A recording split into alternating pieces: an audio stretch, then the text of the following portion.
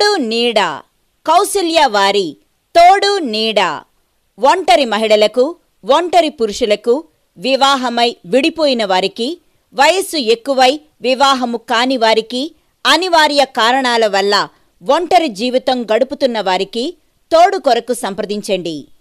ఏ మతము వారైనా, ఏ కులము వారైనా, ఏ వర్గము వారైనా వివాహం కొరకు మమ్ములను సంప్రదించగలరు. కౌసల్య వారి తోడు నీడ. Cell number 6305087259.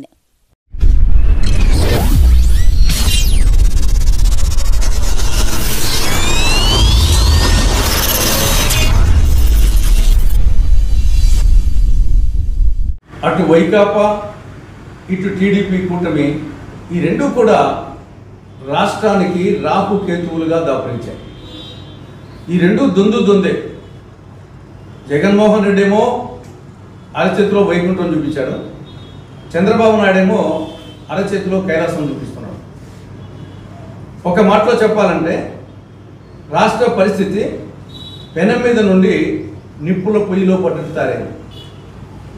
2019-24 మధ్య జగన్మోహన్ రెడ్డి పాలనలో ఆంధ్రప్రదేశ్ ఒక అరాచక ఆంధ్రప్రదేశ్గా, అప్పుల ఆంధ్రప్రదేశ్గా, అవినీతి ఆంధ్రప్రదేశ్గా, ఆటవిక ఆంధ్రప్రదేశ్గా, డ్రగ్ ఆంధ్రప్రదేశ్గా, మధ్యాంధ్రప్రదేశ్గా, జూదం ఆంధ్రప్రదేశ్గా, గంజాయి ఆంధ్రప్రదేశ్గా, బూతుల ఆంధ్రప్రదేశ్గా తయారైంది. ఆయన వెళ్ళిపోయాడు. పోనీ ఈ కూటమి ప్రభుత్వమైన సక్రమంగా చేస్తుందంటే అంతకంటే గనుడు ఆచంటే మల్లన్న అన్నట్టు తయారైంది. కూటమి పాలనలో మద్యం పాలసీ ఎలా తయారైందంటే మండలానికి 4 మద్యం షాపులు, 40 బెల్ట్ షాపులు, విచ్చలవిడిగా ఎక్కడ చూసినా మద్యం దొరుకుతూ ఉంది. ఇక డ్రగ్స్, గంజాయి ఏదో గతంలో కాలేజీ విద్యార్థులు వాళ్ళు కొంత తీసుకునేవారు. ఇప్పుడు హై స్కూల్ లెవెల్లోనే డ్రగ్స్, గంజాయి ప్రవేశించాయి. ఇక మూడవది సూపర్ 6. కూటమి అధికారంలోకి వచ్చిందంటే దానికి ప్రధాన కారణం జగన్మోహన్ రెడ్డి ప్రభుత్వ వైఫల్యాలతో పాటు వీళ్ళు ఇచ్చినటువంటి సూపర్ 6 హామీలు. అధికారంలోకి వచ్చేసి 11 నెలలైంది. ఇప్పటి వరకు సూపర్ 6 హామీల్లో మెజారిటీ అమలు చేయలేదు. నిరుద్యోగ వృత్తి కింద ఇంతవరకు పైసా ఇవ్వలేదు. ఈ సంవత్సరం కూడా ఇస్తారో ఇదిలో బడ్జెట్లో పెట్టలేదు. ఇక తల్లికి వందనం ఒక సంవత్సరం ఎగ్గొట్టేశారు.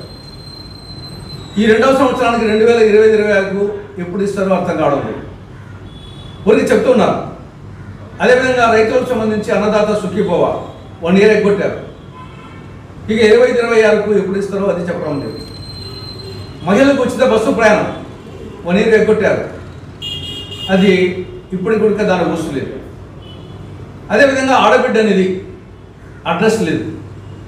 ఎస్సీ, ఎస్టీ, బీసీ, ముస్లిం మైనార్టీలకు 50 ఏళ్ళకే పెన్షన్ చెప్పారు, దానికి ప్రస్తావనే లేదు.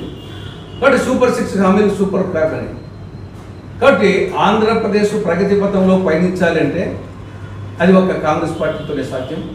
ఒక్కసారి ఆలోచించవలసిందిగా రాష్ట్ర ప్రజానికానికి కాంగ్రెస్ పార్టీ విజ్ఞప్తి చేస్తా ఉంది.